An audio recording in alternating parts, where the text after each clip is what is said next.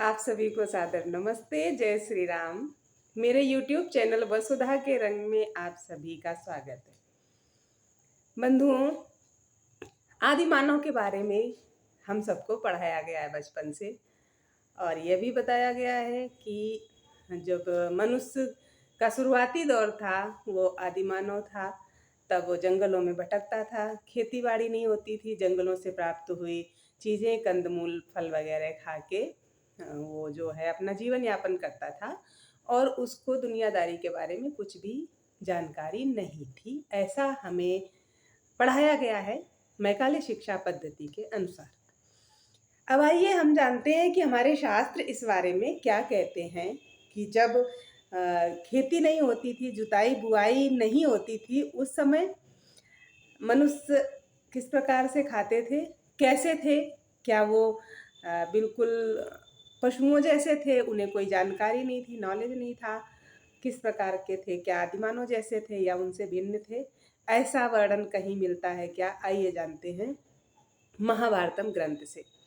महाभारतम ग्रंथ के शांति पर्व के 11वें अध्याय में वर्णन आता है। दरअसल जब महाभारत का युद्ध समाप्त हो जाता है तो युधिष्ठिर जो है उनको वैराग्य जाग जाता है, और वो कहते हैं मैं सन्यासी हो जाऊंगा।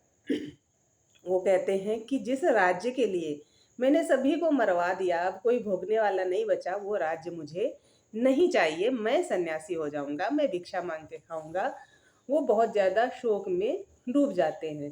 अर्जुन, भीम, नकुल, सहदेव सब उन्हें समझाते हैं, द्रौपदी समझाती हैं, लेकिन वो नहीं मानते हैं। तब अर्जुन श्री कृष्ण से कहते हैं कि वासुदेव, आप इनको शोक से बाहर निकालिए, महाराज युधिष्ठिर को शोक से बाहर निकालिए। ऐसा वो निवेदन श्री कृष्ण से करते हैं। तो जो श्री कृष्ण हैं वो यहाँ पर युधिष्ठिर को अपने पूर्वजों के द्वारा जो कहानियाँ ट्रांसफ़र की गई हैं, कहानियाँ सुनाई जाती रही हैं, उन कहानियों का वर्णन यहाँ वो करते हैं। वहाँ पर वर्णन आता है, देखिए क्या वर्णन आता है।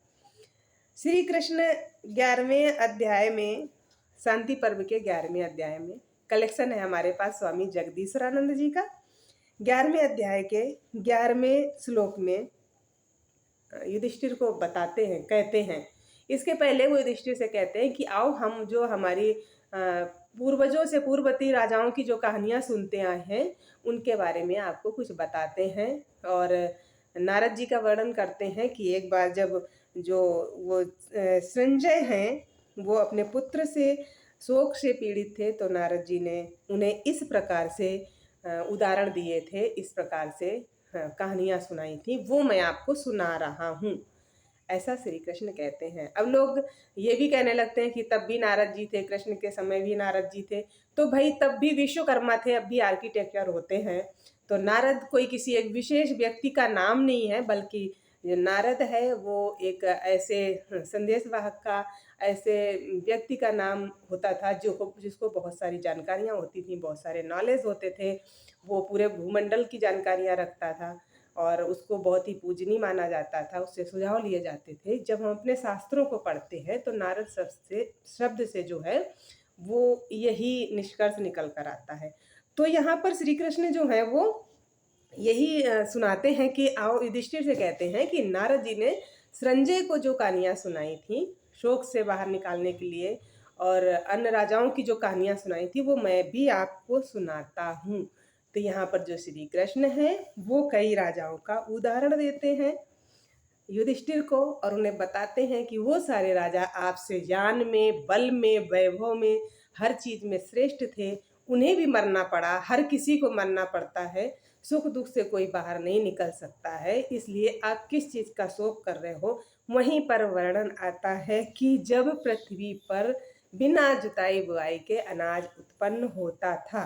यहाँ पर है अध्याय 11 और श्लोक भी 11 ही है शांति पर्व का, जिसमें श्री कृष्ण राजा युधिष्ठिर से कहते हैं कि नृपश्रेष्ठ, जिस समय राजा मरुत इस पृथ्वी पर शासन करते थे, उस समय यह बिना जोते बोए ही अन्न उत्पन्न करती थी, और संपूर्ण भूमंडल में भव्य भवनमाला सी दृष्टिगोचर होती थी, जिससे इस पृथ्वी की बड़ी शोभा होती थी।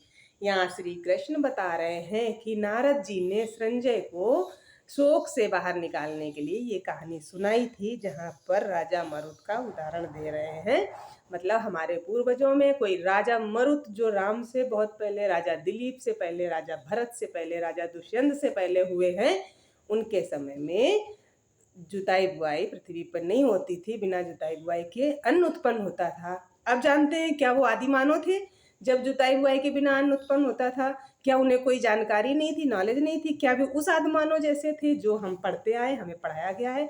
आइए जानते हैं आगे क्या कहते हैं। अगले में 12वें श्लोक में श्री कृष्ण कहते हैं कि जो नारद हैं वो संजय को बताते हैं कि संजय, धर्म, ज्ञान, वैराग्य और ऐश्वर्य, इन चारों बातों में राजा मरुत तुमसे बढ़ चढ़कर थे और तुम्हारे पुत्र से भी अधिक पुण्यात्मा थे।